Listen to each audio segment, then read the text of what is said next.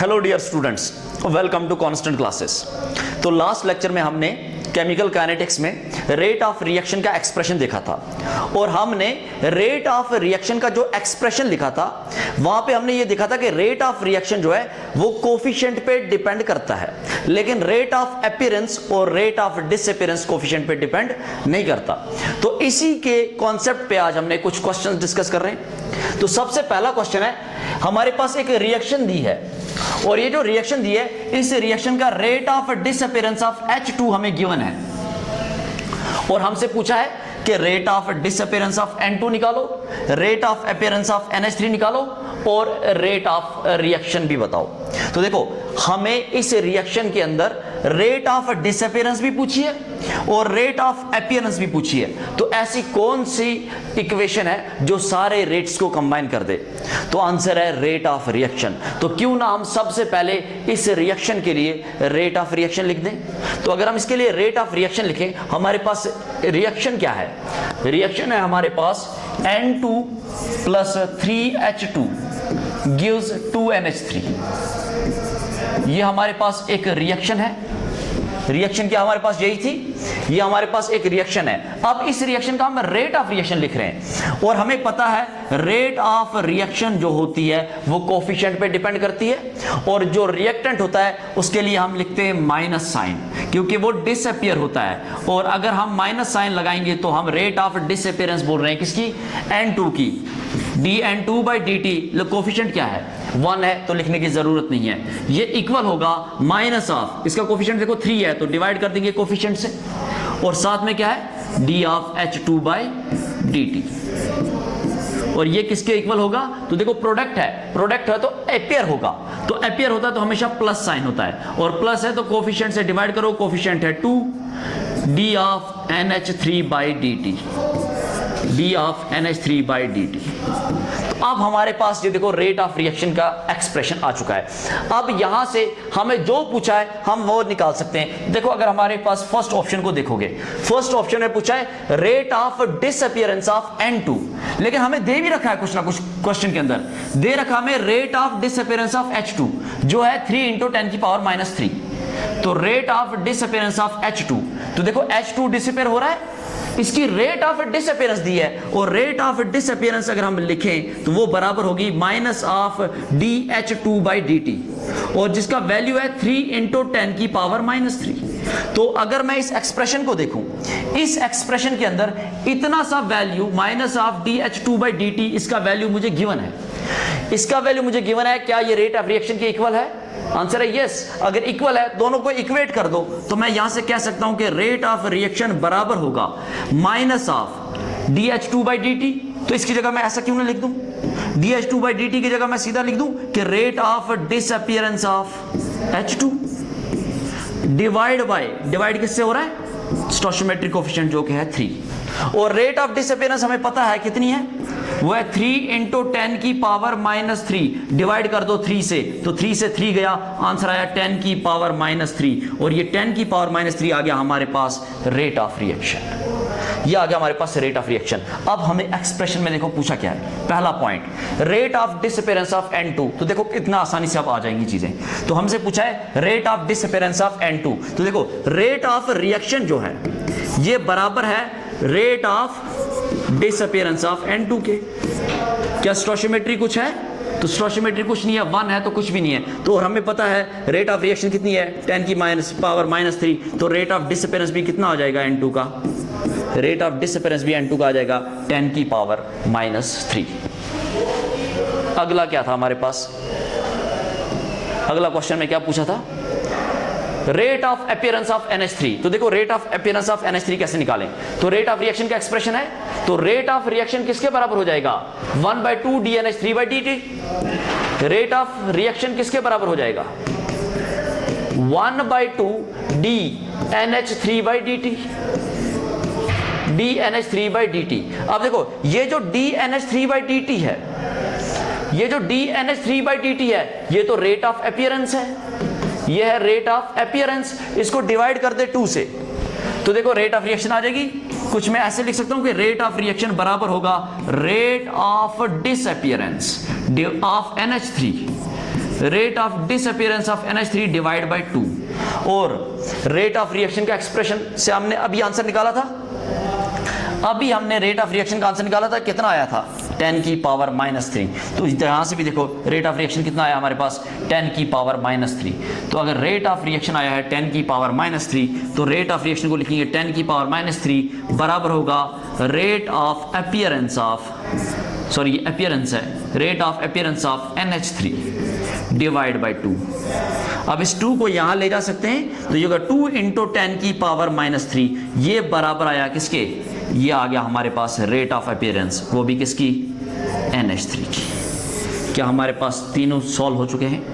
क्या हमारे पास तीनों सॉल्व हो चुके हैं? तो देखो रेट ऑफ डिसअपीयरेंस में H2 की दे रखी थी, रेट ऑफ डिसअपीयरेंस हमें आ गई किसकी, रेट ऑफ डिसअपीयरेंस आ गई हमारे पास N2 की, ये देखो 10 की पावर -3, रेट ऑफ रिएक्शन भी कितनी आई 10 की पावर -3, और रेट ऑफ रिएक्शन भी आ गई, रेट ऑफ N2 की भी आ गई, और रेट ऑफ NH3 की भी आ गई। नेक्स्ट क्वेश्चन, अगला क्वेश्चन देखो, बहुत अच्छा क्वेश्चन है। इस क्वेश्चन ने क्या पूछा है, which of the following is और ट्रू फॉर द रिएक्शन। एक रिएक्शन दे रखी है और इस रिएक्शन के लिए इनमें से कौन सा स्टेटमेंट ट्रू है। तो रिएक्शन क्या है, 2A plus 1/3B, 2A plus 1/3B, 2A plus 1/3B gives 4 times C। ये हमें रिएक्शन दे रखी है और इस रिएक्शन के लिए हम स्टेटमेंट चेक करना है कि कौन सा स्टेटमेंट ट्रू है।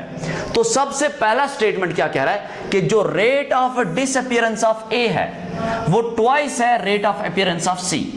Rate of disappearance of A जो है, rate of disappearance of A जो है, rate of disappearance of A जो है वो क्या था, वो है twice of rate of appearance of C, twice of rate of appearance of C। तो क्या ऐसा है, क्या इस स्टेटमेंट को देख के ऐसा लग रहा है? तो सबसे पहले देखो हमें नहीं पता क्या है क्या नहीं है, तो हम सबसे पहले क्यों ना हम रेट ऑफ रिएक्शन लिख लें इसके लिए।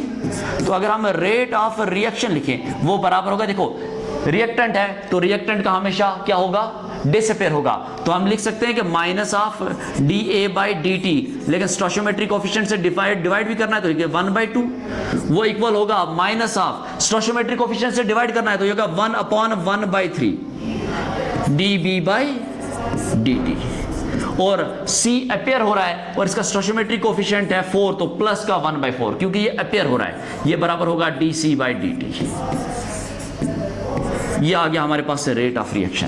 क्या हम इसको फर्दर और ऐसे लिख सकते हैं, देखो 1 डिवाइड बाय 3, डिवाइड के भी डिवाइड में है तो ये ऊपर चला जाएगा और रेट ऑफ रिएक्शन कुछ इस टाइप का आ जाएगा, -1/2 dA/dt जो बराबर होगा, अब 3 ऊपर चला गया तो -3 dB/dt, और ये बराबर होगा प्लस का 1/4 d/C/dt, प्लस का 1/4 d/C/dt। अब हमसे एक्सप्रेशन के अंदर क्या पूछा गया, पहले एक्सप्रेशन के अंदर कि rate of disappearance of A बराबर होगा twice of rate of appearance of C।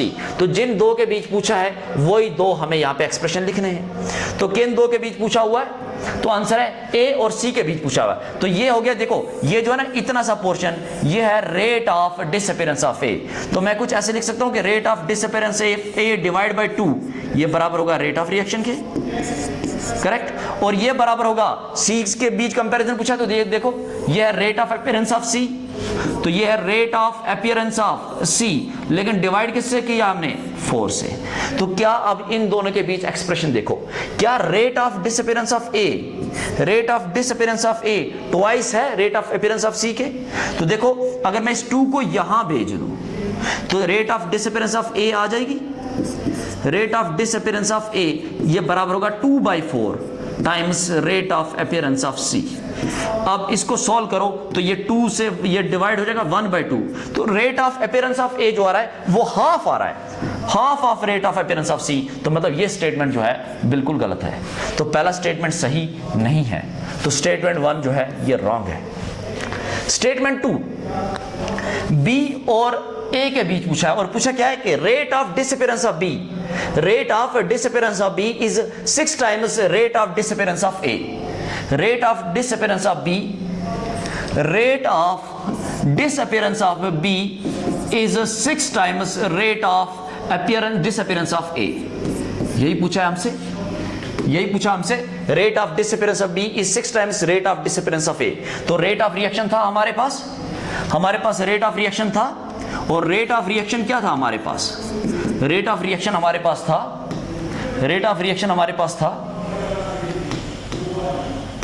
यह हमारे पास रेट ऑफ रिएक्शन का एक्सप्रेशन था, यह हमारे पास रेट ऑफ रिएक्शन का एक्सप्रेशन था, माइनस का 1/2 dA/dt माइनस का 3, अगर मैं रेट ऑफ रिएक्शन लिखूं तो माइनस का 1/2 dA/dt बराबर था, इक्वेशन क्या थी हमारे पास, बराबर था माइनस का 3 dB/dt, बराबर था माइनस का 3 dB/dt, माइनस का 3 dB/dt, और ये बराबर था प्लस का 1/4 d/c/dt। अब एक्सप्रेशन के अंदर क्या पूछा हमने, b और a के बीच पूछा है, तो b और a को इक्वेट करो। b क्या है यहां पे, तो b ये रहा, तो ये रहा b, ये b का रेट ऑफ डिसअपियरेंस है, तो मैं ऐसे कह सकता हूं rate of disappearance of b वो है 3 into rate of disappearance of B, क्योंकि स्टोइचियोमेट्रिक कोएफिशिएंट 3 है, ये इक्वल होगा, तो सी में देखो तो मैं ऐसे लिखता हूं rate of appearance of C divide by 4, क्योंकि स्टोइचियोमेट्रिक कोएफिशिएंट है। तो हमसे पूछा क्या कि rate of disappearance of B, sorry A के बीच पूछा है, हमें ए के बीच रिलेशन पूछा है, तो यहां पे ए लिखना पड़ेगा मुझे। तो ए कहां गया, ये देखो, ये जो है रेट ऑफ डिसअपियरेंस ऑफ ए है, रेट ऑफ डिसअपियरेंस ऑफ ए है, और इसको डिवाइड किससे कर दूं मैं, 2 से, तो ये रेट ऑफ रिएक्शन में इक्वल हो जाएगा। अब इस 2 को अगर मैं यहां ले आऊं तो ये 2 इससे मल्टीप्लाई हो जाएगा, तो देखो रेट ऑफ डिसअपियरेंस हमें क्या चाहिए, rate of disappearance of B चाहिए, हमें rate of disappearance of B चाहिए, तो वो आ जाएगा 6 times rate of disappearance of A जो है वो 6 times rate of disappearance of B आ गया। लेकिन हमें चाहिए क्या था, हमें चाहिए था rate of disappearance of B जो है वो 6 times rate of disappearance of A आना चाहिए। इस 6 को अगर मैं इधर ले जाऊं तो ये 1/6 हो जाएगा, तो ये rate of disappearance of B किसके बराबर हो जाएगा, वो हो जाएगा rate of disappearance of A divide by 6। तो देखो क्या ये दोनों सेम आ रहे, आंसर है नहीं, ये इक्वेशन भी सही नहीं आ रही, तो ये वाला पॉइंट भी क्या है, ये वाला पॉइंट भी रॉन्ग है। तो नेक्स्ट पॉइंट है rate of appearance of C, rate of appearance of C is 4/3 times, rate of appearance of C, rate of appearance of C, rate of appearance of C is 4/3 times rate of disappearance of is 4/3 times rate of disappearance of B। क्या ये expression सही है, क्या ये expression सही है? तो देखो इक्वेशन किस किस के बीच पूछी है, तो इक्वेशन पूछी है हमारे पास B और C के बीच, तो ये रहा हमारा B और ये रहा C। तो मैं B में ऐसे लिख सकता हूं, देखो ये है रेट ऑफ डिसअपियरेंस, तो मैं लिख, और ये है रेट ऑफ अपीयरेंस, तो C का जो रेट ऑफ अपीयरेंस होगा उसको डिवाइड बाय 4 करेंगे, वो इक्वल होगा dB/dt, ये रेट ऑफ डिसअपियरेंस है, तो rate of disappearance of B, और इसको साथ में मल्टीप्लाई क्या करेंगे 3 से, तो इस 4 को अगर मैं ये ले जाऊं यहां पे, तो rate of appearance of C किसके बराबर हो जाएगा, 4 × 3 होता है 12 times rate of disappearance of B। तो देखो क्या ये एक्सप्रेशन इससे मैच कर गया, आंसर है नहीं, 4/3 टाइम्स तो नहीं होता, 12 टाइम्स होता है, तो आंसर ये भी गलत हो गया, ये वाला आंसर भी रॉन्ग हो गया। अब एक और ऑप्शन है कि rate of appearance of A is equal to rate of reaction, rate of appearance of A जो है वो इक्वल होगा रेट ऑफ रिएक्शन के, क्या ऐसा है? तो rate of appearance of, rate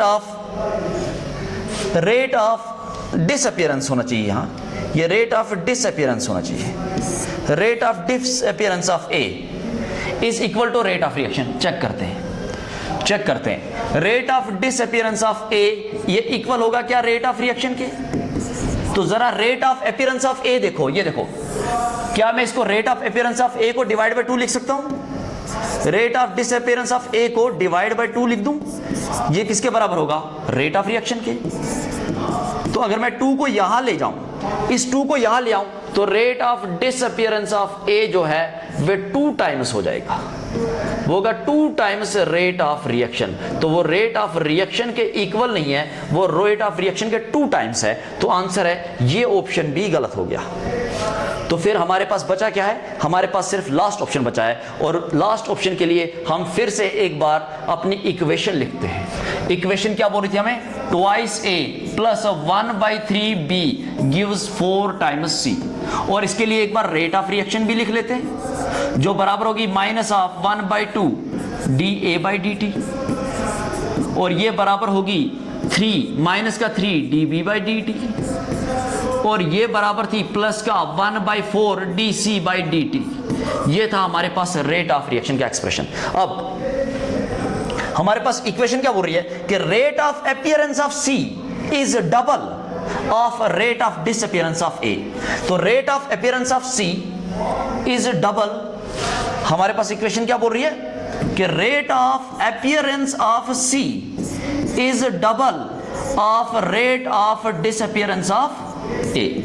क्या ये बोल रही है हमारी equation, is double of rate of disappearance of A। तो देखते हैं क्या ये सही है कि नहीं, क्या ये सही है कि नहीं। तो rate of appearance of C, तो मैं इसको ऐसे लिख सकता हूं, मैं इसको ऐसे लिख सकता हूं कि रेट ऑफ अपीयरेंस ऑफ जो C है, देखो ये है rate of appearance of C, लेकिन इसका साथ डिवाइड में क्या है, इसके डिवाइड में 4। ये कब बराबर होगा rate of appearance of A के, तो ये कब बराबर होगा rate of appearance of A के, तो देखो तो appearance sorry disappearance of A, तो ये है rate of disappearance of A।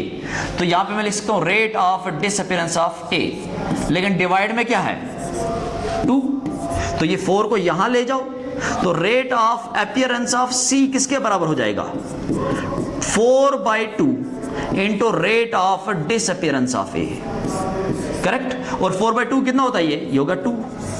तो देखो rate of appearance of C किसके बराबर आया 2 times rate of disappearance of A। तो क्या यही बोला था स्टेटमेंट ने कि rate of appearance of C 2 times rate of disappearance of A होना चाहिए।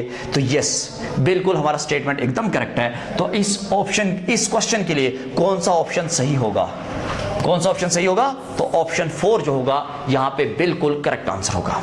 आई होप इस क्वेश्चन से तुम्हें बहुत अच्छा आइडिया लग गया होगा कि इन क्वेश्चंस को कैसे सॉल्व किया जा सकता है।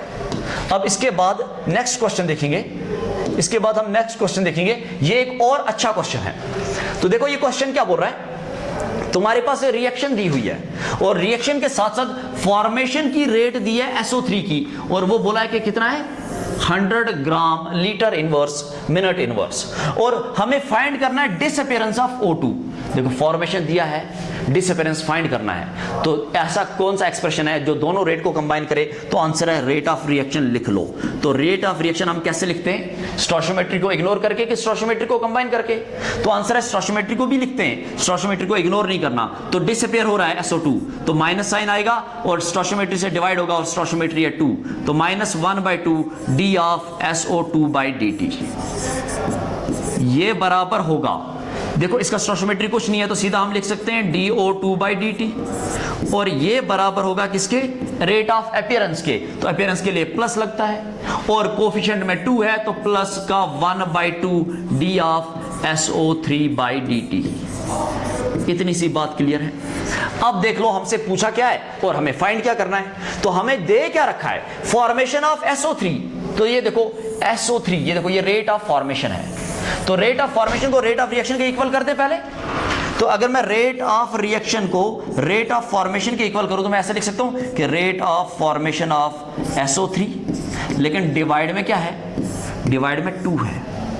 तो अगर मैं रेट ऑफ फॉर्मेशन को डिवाइड बाय 2 करूं तो वो रेट ऑफ रिएक्शन के इक्वल आएगा। तो देखो रेट ऑफ फॉर्मेशन दे रखी है कितनी 100, इसको डिवाइड 2 कर दो तो कितना आ गया 50, और यूनिट क्या है हमारे पास ग्राम लीटर इनवर्स मिनट इनवर्स। तो ये आ गया हमारे पास रेट ऑफ रिएक्शन, और रेट ऑफ रिएक्शन आ गया तो क्या मैं रेट ऑफ रिएक्शन के एक्सप्रेशन को, रेट ऑफ रिएक्शन के एक्सप्रेशन को rate of disappearance of O2 से इक्वेट कर सकता हूं। तो यस बिल्कुल कर सकते हैं। देखो रेट ऑफ रिएक्शन जो होगा वो बराबर होगा rate of disappearance of O2, rate of disappearance of O2। देखो ये रेट ऑफ डिसअपीयरेंस ही है, rate of disappearance of O2, और रेट ऑफ रिएक्शन मैंने अभी फाइंड किया कितना है, ये 50 ग्राम लीटर इनवर्स मिनट इनवर्स, और ये किसके बराबर आया, ये बराबर आया rate of disappearance of O2। तो हमारे पास रेट ऑफ डिसअपीयरेंस भी आ गया। देखो हमारे पास रेट ऑफ डिसअपीयरेंस आ गया O2 का, आंसर है यस। हमने ये क्वेश्चन बहुत आसानी से सॉल्व कर लिया, बस सिर्फ इन क्वेश्चन से डाउट में कैसे आने से बच सकते हो, तो सिंपली क्या करना है, रेट ऑफ रिएक्शन लिखो, फिर जिनके बीच पूछा गया है उनको आपस में इक्वेट कर दो, तुम्हारा आंसर कभी भी गलत नहीं होगा।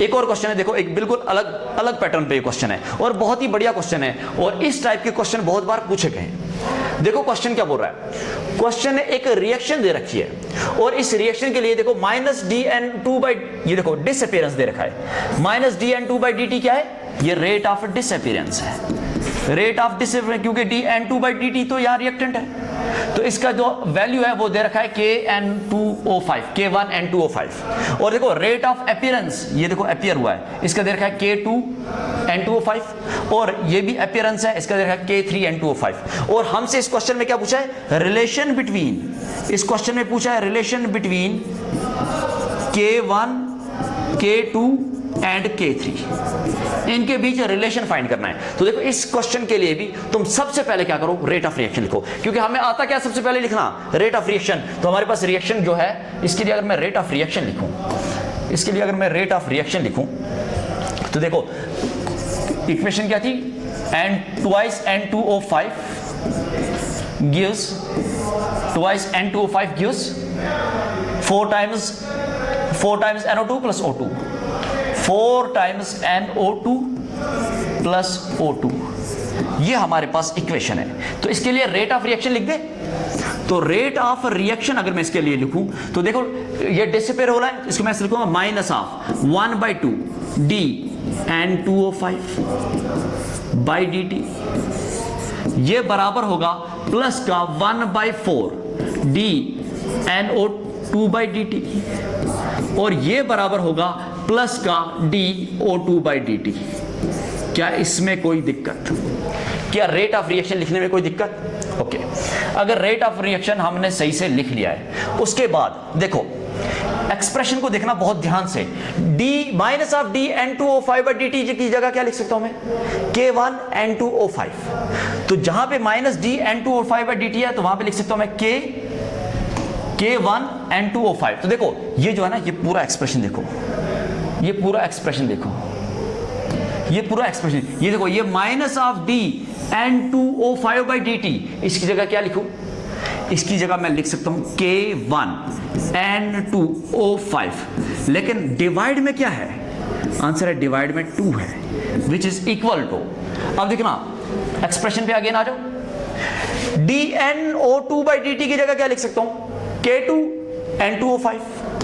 तो देखो ये जो एक्सप्रेशन है, इसकी जगह मैं क्या लिख सकता हूं, इसकी जगह लिख सकता हूं मैं K2N2O5, लेकिन यहां पे एक एक्स्ट्रा टर्म है डिवाइड में, वो है 4, which is equals to dO2 by dt की जगह क्या लिख सकता हूं, देखो dO2 बाई dt की जगह लिखूंगा K3N2O5, तो यहां पे इसकी जगह, इस पूरी की जगह क्या लिखूंगा, K3N2O5।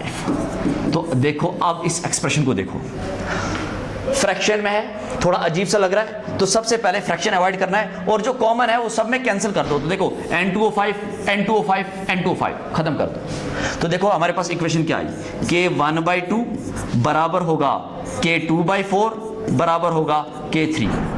अब मैं कोशिश करना चाहता हूं कि फ्रैक्शन में ना लिखूं, फ्रैक्शन अवॉइड करूं, क्योंकि मुझे रिलेशन चाहिए K1 K2 K3 में। तो देखो अगर मुझे फ्रैक्शन अवॉइड करनी है, मतलब डिनोमिनेटर में 4 भी खत्म करना और 2 भी खत्म करना है, कैसे खत्म हो सकता है, तो मल्टीप्लाई कर दो अगर मैं 4 से सब को, तो देखो ये क्या हो जाएगा 4K1/2, और ये क्या हो जाएगा 4K2/4, और ये हो जाएगा 4K3। तो देखो 4 से 4 कैंसिल, और इससे ये कितना रह जाएगा 2। तो हमारे पास इक्वेशन क्या आएगी, हमारे पास इक्वेशन आएगी ये वाली, ये फाइनल हमारे पास इक्वेशन अगर तुम्हें दिख रही होगी, ये होगा twice K1 which is equals to K2 which is equals to 4 times K3। तो ये होगा इस इक्वेशन का आंसर, और इस इक्वेशन के बेस पे काफी सारे क्वेश्चंस पूछे हुए हैं। तो ये था कुछ थोड़े से क्वेश्चंस अबाउट केमिकल काइनेटिक्स। तो वीडियो अच्छी लगी हो तो वीडियो को लाइक, शेयर और चैनल को सब्सक्राइब करना ना भूलें। Thank you so much.